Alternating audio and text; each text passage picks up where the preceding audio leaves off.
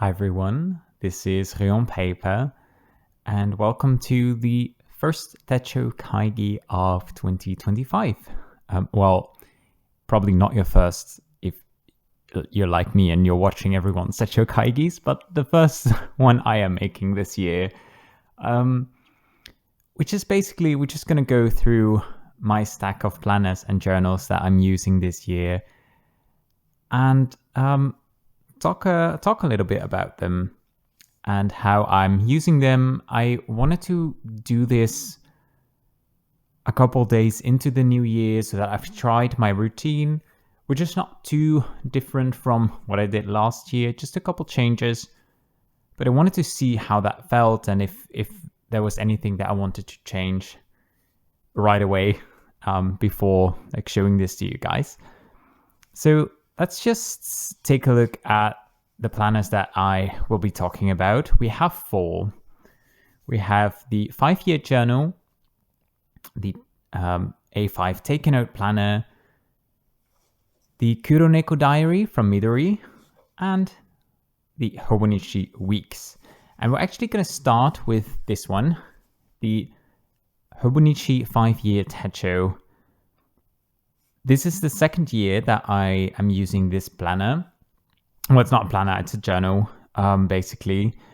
And what I'm doing here is just write a little bit about the day that, usually I write about yesterday in the morning. So since this is the second year that I'm using it, it's really fun that I get to read last year's entries as well. So last year was just every new page was a blank page, was an empty page. But this year it's not, and I can read what I was thinking, doing, etc. last year. And it's really, really nice reading back those entries. And it's also really crazy. Like some things, when I read them, they feel like they just happened yesterday, and it's 366, I think, because it was a leap year. It's an entire year ago. That feels so crazy. But yeah, nothing really exciting changing about this one, but that's good. The cover that I have this in is from Etsy. I do not remember the name of the seller, but if I remember, I'll put it in the description. I don't know if they make these anymore, but I was really looking for something that looked cute and that would fit this very chunky book, because not all A5 covers can fit it. I had an A5 cover from Kokuyo that I've had for ages, but that only can fit a very small planner. This one works great. Then let's talk about the Hobonichi weeks first, which is is it called Smoke Ray? I think it's called Smoke Ray. And I just decorated it with some cat stickers. It's not some sort of limited edition Hobonichi weeks or anything. I just put some stickers on top. And this is basically the heart of my planning. The other books are mostly where I figure out my thoughts, basically, just a write about what I'm thinking, what I'm feeling, helping me decide on certain things. It's super useful for me. It is an essential part of my system, but I could plan without. But that's basically where I log a lot of things, where I track things. But this is the heart of my planning. So this is where my appointments go. It's where my to-do lists live. It's just where I figure out what I'm going to do next, basically.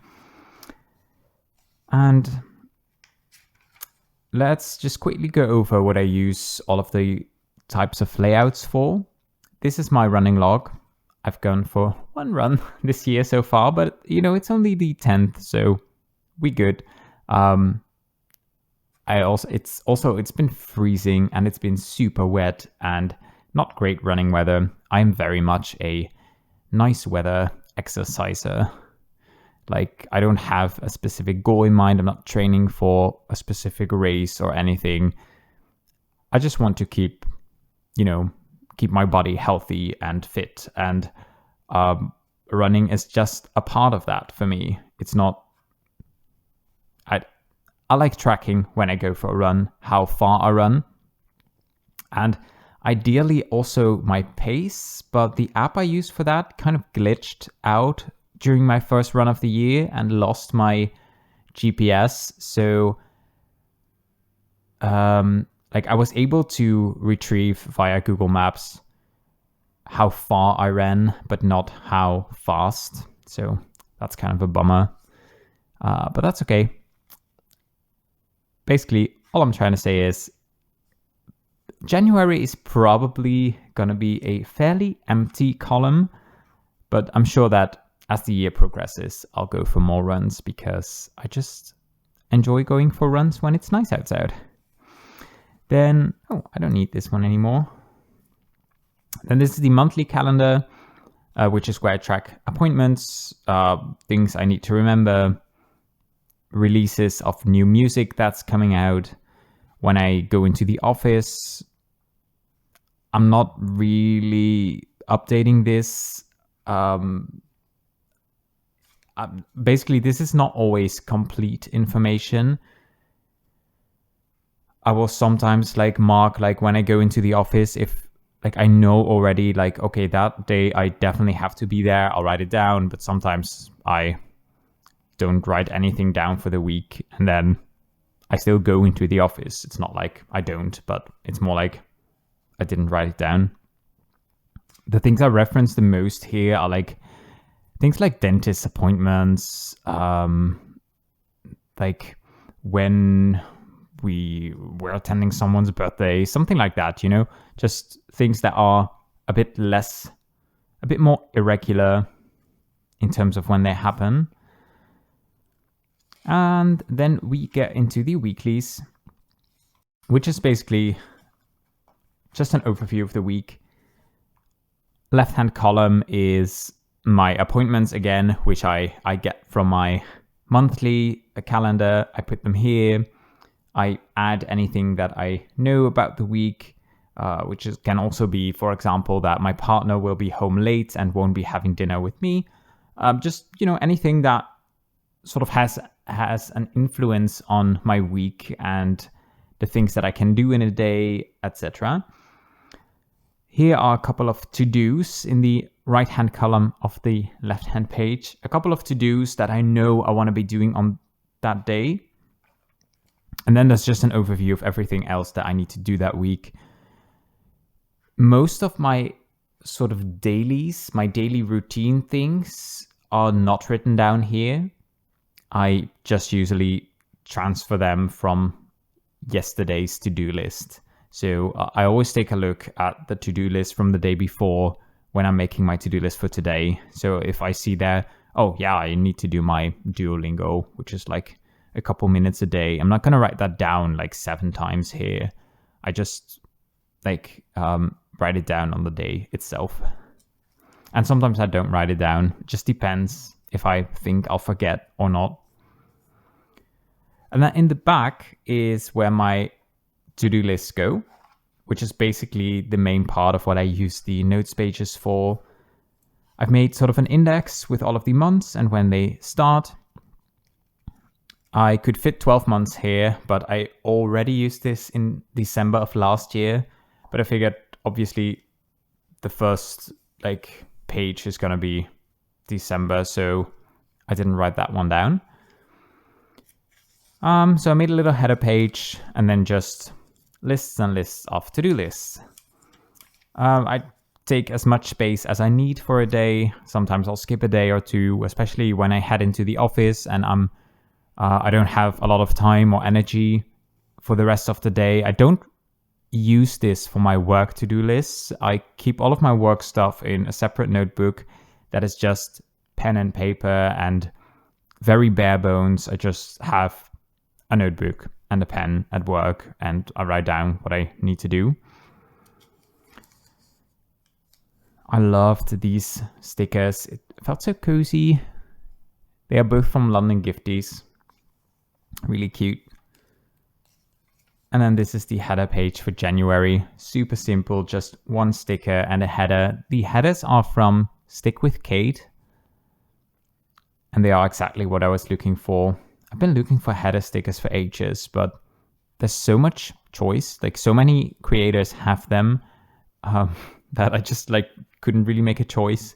And when you finally find something you like, then it's like on the other side of the world, and the shipping is like 5 times the cost of the actual stickers. But then I discovered Stick with Kate is in the Netherlands as well. So the shipping wasn't expensive at all. And then this is for January. So I've done like January 1st, then the 3rd of January. So I skipped a day, and then this week as well. Just add lists as I go. And that way I suspect that I will have a couple of pages left at the end. So what I was actually thinking of is just starting in the back. I did a little pen test here.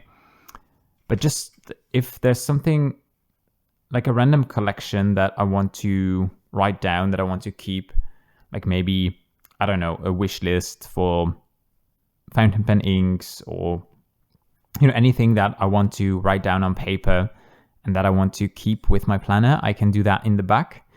Haven't really like thought about how many pages I'm gonna need a month, but I suspect I'll have quite a few left.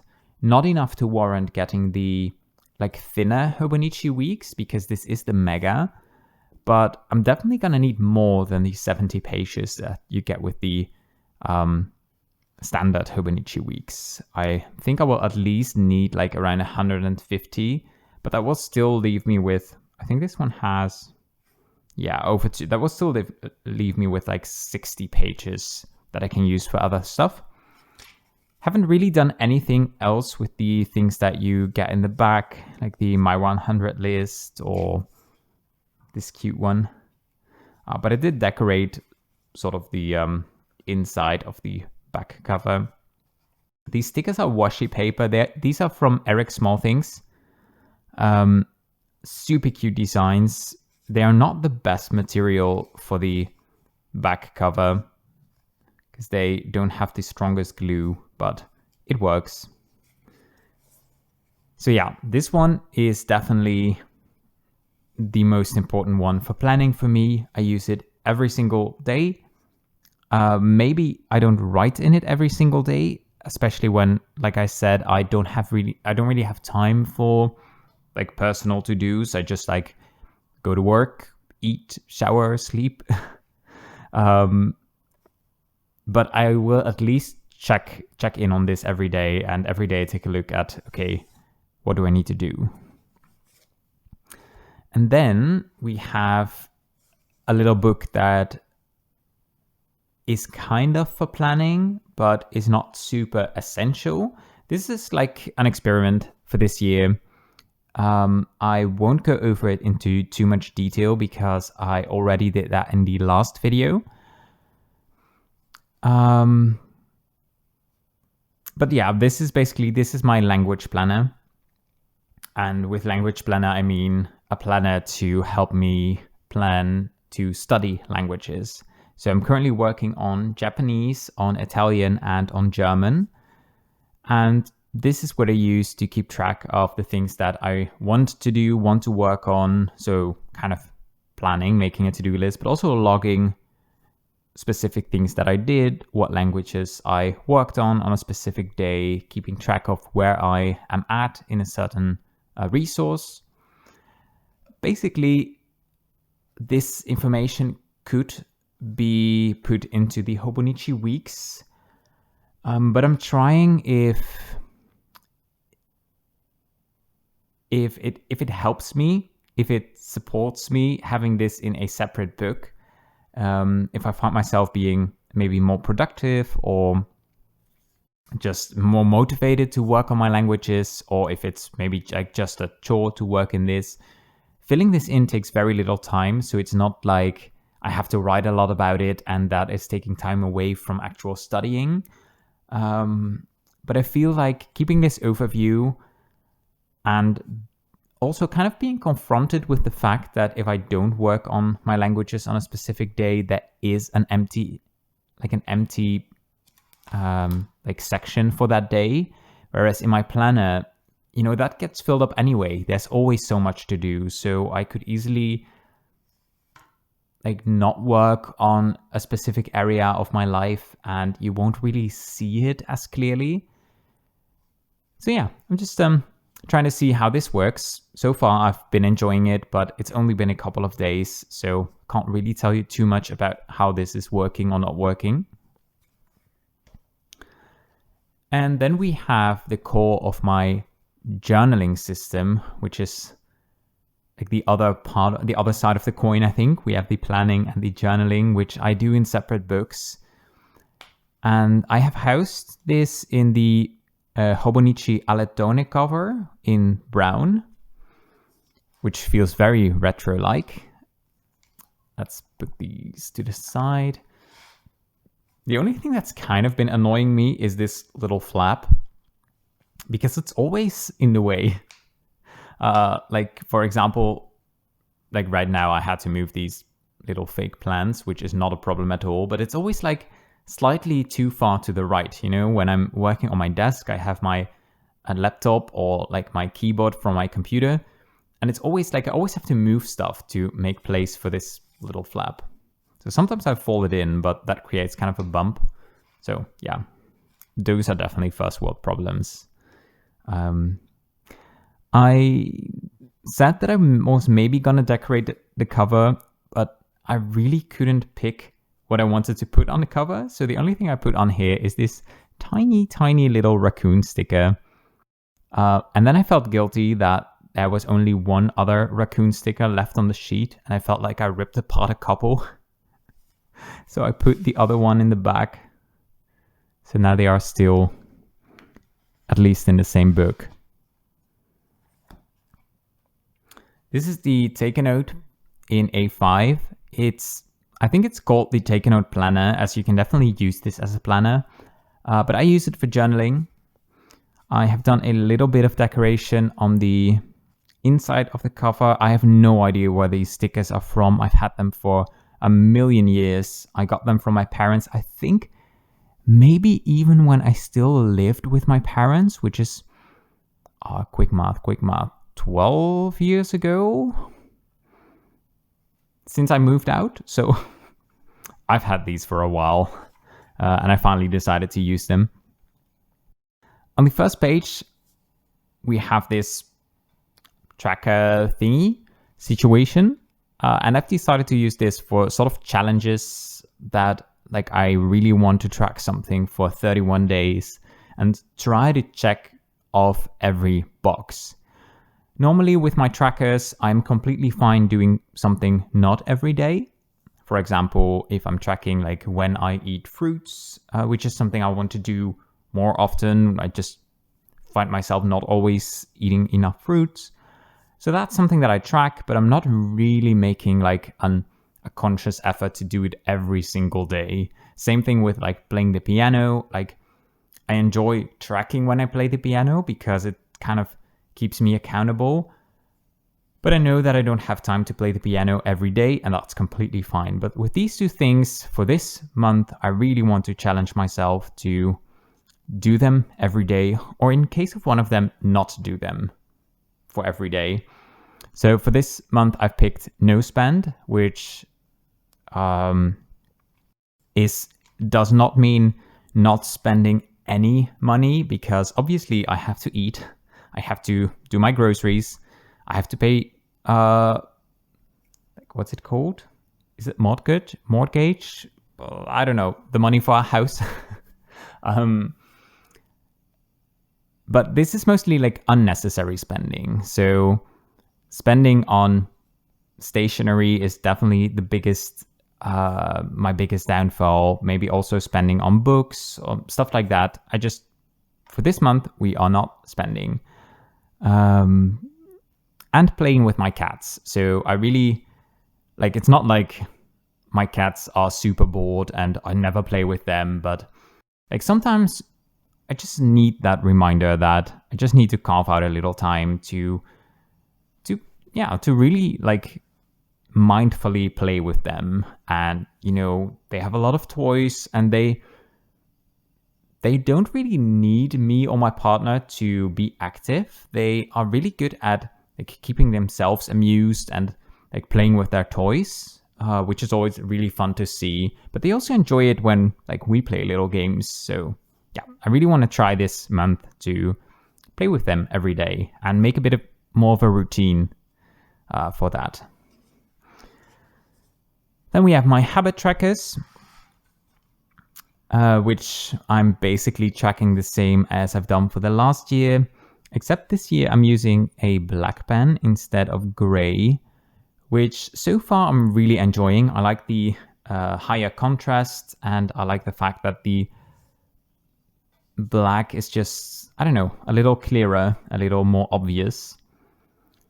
I'm tracking just some basic things like exercise, eating fruits, flossing my teeth, just, any kind of things can go in there. I've not filled this in for the entire year because I don't know if I'll be tracking the same set of habits for the entire year. That might change. My mood tracker, which is also where I track my sleep and my, I was going to say my weather. It's not my weather. I don't own the weather.